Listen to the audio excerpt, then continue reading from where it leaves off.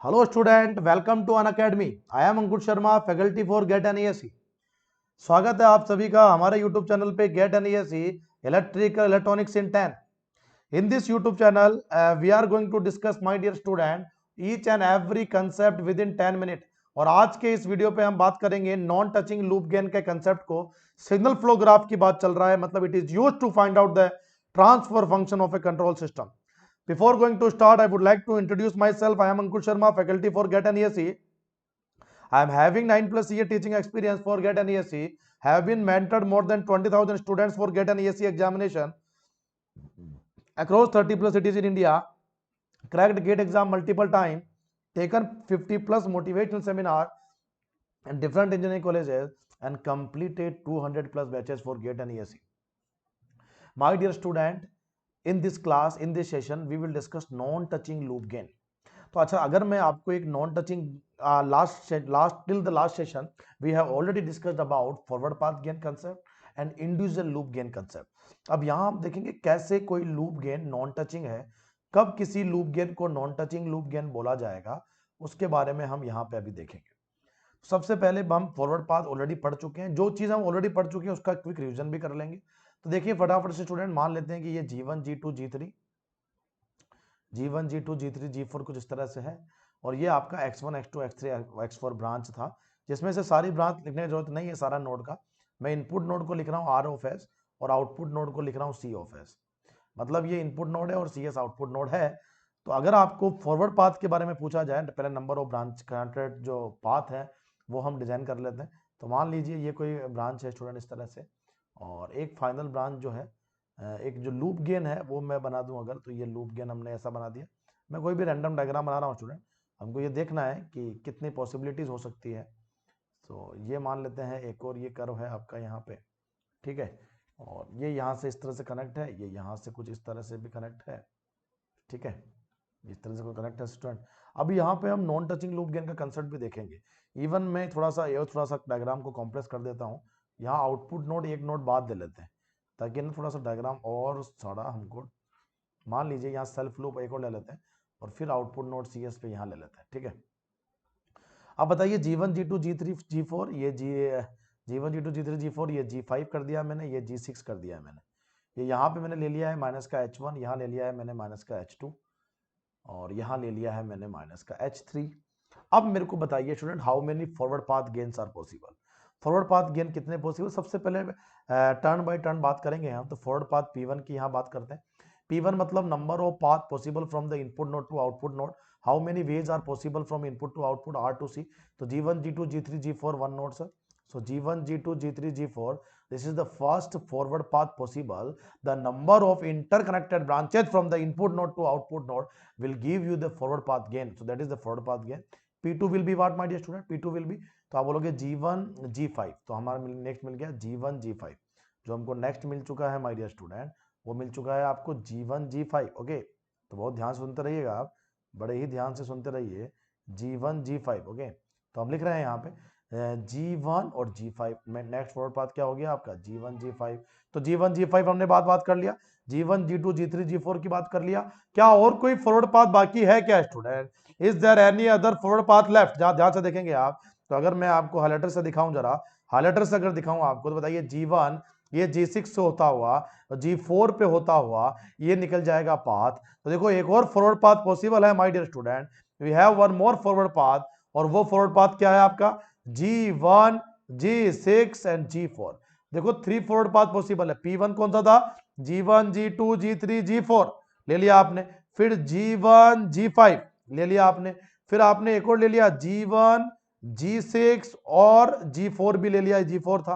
क्या और कोई ब्रांच है? ये पॉसिबल नहीं है, ये भी पॉसिबल नहीं, जाने नहीं देगा. तो डायरेक्शन हमने 3 फॉरवर्ड पाथ पॉसिबल थे, तीनों ही कवर कर लिए. Now we should go for first of all individual loop gain. तो आप इंडिविजुअल लूप गेन की बात बताइए. L1 कौन सा है? हम नॉन टचिंग लूप पे तब तक कमेंट नहीं कर पाएंगे जब तक हम इंडिविजुअल लूप ना निकाल लें. तो G2 और माइनस H1 का मैंने पहला लूप बना दिया, माइनस का G2 H1 मेरा पहला लूप बन गया. बताइए L2 लूप कैसा बना दूं? G2 के साथ माइनस H1 बना दिया, पहला लूप L1. अब बताइए L2 लूप क्या? G2 G3, देखना जरा ध्यान से देखना, G2 G3 ये लूप नहीं बन गया, तो फॉरवर्ड पाथ जा रहा है. G2 G3 G4, देखो यहाँ G2 G3 G4 माइनस के साथ H2, देख लो आप, G2 G3 G4 और माइनस के साथ H2 होता हुआ वापस यहां चला गया, तो G2 G3 G4 माइनस का H2 लगा गया। L3 लूप कैसा होगा? L3 लूप बताओ, क्या कोई L3 इंडिविजुअल लूप बाकी है क्या? यहाँ इंडिविजुअल लूप कोई और है क्या? यहाँ जरा ध्यान से देख के बताओ। तो अगर आप ध्यान से देख रहे हो तो देखो ये वाला भी एक आपको इंडिविजुअल लूप दिखाई देगा। मैं हाइलाइटर का पेन का कलर चेंज कर लेता हूं। मेरे को बताइए, क्या यहां से ये ब्रांच पॉसिबल था? पॉसिबल था। उसके बाद यहां से ये पॉसिबल था? पॉसिबल था। तो ये एक और लूप गेन बन रहा था। इंडिविजुअल लूप गेन की बात हो रही है अभी, अभी इंडिविजुअल लूप के गेन की बात हो रही है। तो जरा बताइए स्टूडेंट, इंडिविजुअल लूप गेन में कहां से कहां पहुंच गए आप? L3 लूप मतलब ये ले रखता हूं क्या मैं, माइनस के साथ G5 इंटू H2, बोलो यस और नो। पहला लूप मैंने ये ले लिया, छोटा सा लूप मैंने L1 ले लिया, ये मेरा लूप L1 ले लिया मैंने, ये आपको 4 दिख रहा होगा, इसको थोड़ा रब कर देता हूं वापस। ये L1 लूप है, this is my L1 loop my dear student, ये मैंने L1 को शो कर दिया। ये जो मैंने अल्टीमेट लूप बनाया ये यहाँ वाला, ये मैंने L2 बना दिया, देख लो। और ये जो फाइनली आपको पूरा बाउंड्री से दिख रहा है ओवरलैप होता हुआ, ये पूरा आपको L3 लूप दिख रहा है। क्या कोई L4 लूप है क्या? सर ये सेल्फ लूप है, इसको सेल्फ लूप बोलते हैं क्योंकि ये और किसी नोड को टच नहीं किया, इसी से स्टार्ट हुआ, इसी पे एंड हो गया और किसी और को नोड पे गया ही नहीं है, तो इसलिए ये सेल्फ लूप है। और ये माइनस का H3 है, तो माइनस का ये पहला लूप बनाया L1, फिर सेकंड लूप ये बन नहीं सकता क्योंकि तो फॉरवर्ड पाथ था। लेकिन क्या क्या सुनना मेरी बात ध्यान से, क्या ये वाला लूप गेन पॉसिबल था? हमने ले लिया। क्या ये वाला पूरा लूप गेन पॉसिबल था? हमने कवर कर लिया। क्या इसके अलावा और कोई लूप गेन है? बिल्कुल लूप गेन है। वो कौन सा है? देखो वो हिडन लूप गेन, ऐसे लूप गेन नहीं पहचाने जाते स्टूडेंट, एग्जाम में गलती होता है। देखो ध्यान से, ये वाला लूप गेन आपने पॉसिबल, ये वाला लूप गेन आप यहाँ नहीं आ सकते, तो आपने ये ले लिया है। उसके अलावा आपने ये वाला लूप गेन भी ले लिया है, इसके अलावा ये यहाँ नहीं जा सकते, लेकिन वो वाला लूप गेन भी ले लिया है। अब बताइए, क्या मैं यहाँ से यहाँ जाऊं? मैं पर्पल पेन यूज कर रहा हूँ हाईलाइटर में, हाईलाइटर में पर्पल पेन यूज कर रहा हूँ, ध्यान से देखिएगा। यहाँ से ये मेरे को अलाउ करेगा जाने के लिए, यस। उसके बाद यहाँ से ये, और उसके बाद यहाँ से फाइनली ये, क्या ये भी लूप गेन होगा क्या? जो बहुत से कम लोग देख पाएंगे, जो स्ट्रॉन्ग कंसेप्ट रखेंगे वही देख पाएंगे। तो माइनस का G6 इंटू G4 और इंटू H2 हो जाएगा क्या? Student just let me know, come on, yes और नो, यस और नो। थोड़ा सा स्पीड चाहूंगा मैं, थोड़ा सा, क्योंकि 10 मिनट का वीडियो है, आपको अमेजिंग कंसेप्ट सिखाना चाहता हूं मैं। L1 L2 L3 L4 L5 मैंने सारे नॉन टचिंग लूप, अभी पहले नॉन मतलब अभी नॉर्मल लूप मैंने कवर कर लिए। आप देखिए, L1 लूप कवर कर लिया हमने, हमने L2 लूप पूरा ये कवर कर लिया हमने, उसके बाद L3 लूप पूरा ये कवर कर लिया, L4 कवर कर लिया, L5 भी कवर कर लिया। अब ये लूप पॉसिबल नहीं होगा, ये वाला लूप जाके यहीं पे आएगा, आगे जाके यहाँ नहीं आ सकता, आगे जाके जो आपने कवर कर ही लिया पहले, और ये आगे जाके वापस ये लूप भी नहीं बना सकता। मतलब टोटल आपने L5 इंडिविजुअल लूप बना दिए हैं। Now you can comment on 2 non touching loop. सबसे पहले आपको 2 नॉन टचिंग लूप के बारे में बताना है, तो जरा बताइए 2 नॉन टचिंग लूप कौन कौन से होंगे इसमें? How many loop gains are 2 non touching loop?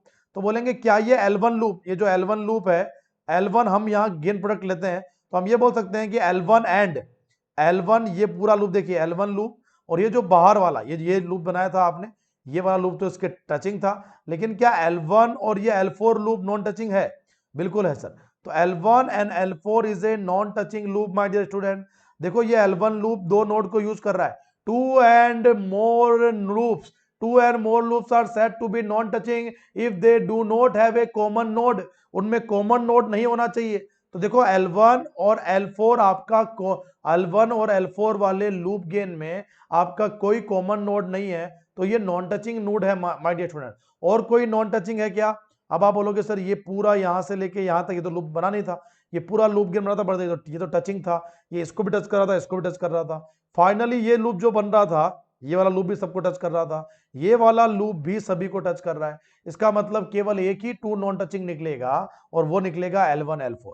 और भी नॉन टचिंग लूप के लिए, 3 नॉन टचिंग लूप के लिए मैं नेक्स्ट अपकमिंग वीडियो में बात करने वाला हूं। ये वीडियो की मैंने बात किया था 2 नॉन टचिंग लूप गेन के लिए। ओके स्टूडेंट, तो देखते हैं 10 मिनट का वीडियो है हमारे पास, तो 10-10 मिनट के पैकेट में हम नया कंसेप्ट सीखते जा रहे हैं हर दिन।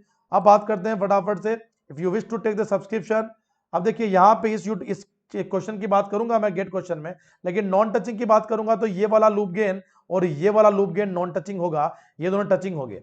पूरे क्वेश्चन की बात हम तब करेंगे जब हम मेशन गेन फॉर्मूला पढ़ लेंगे, वो हम पढ़ेंगे अपकमिंग लेक्चर में। अगर आपको वीडियो अच्छा लगा तो लाइक जरूर करें, और अनअकैडमी के सब्सक्रिप्शन के लिए आप लाइव AN के कोड जरूर यूज करिएगा, you will get the maximum benefit my dear student. चलिए bye bye, take care, we will meet very soon in the next upcoming video.